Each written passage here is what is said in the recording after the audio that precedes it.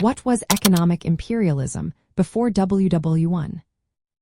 Imagine a world where countries didn't just compete with armies and navies, but also fought over markets and resources.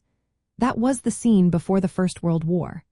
Countries like Britain, France, and Germany looked beyond their borders to expand their economic reach. They wanted control over raw materials like rubber, oil, and minerals, which fueled their industries back home.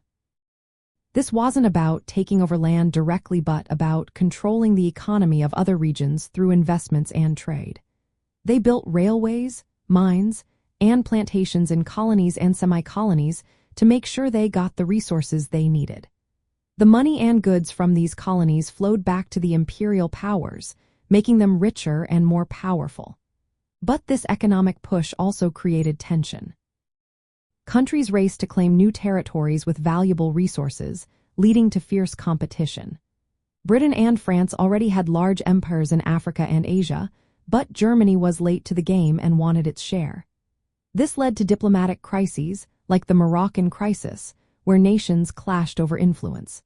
Countries used economic pressure to control local economies and impose their systems, often coercively. For example, conflicts like the Second Anglo-Boer War were driven by the desire to control gold mines in South Africa.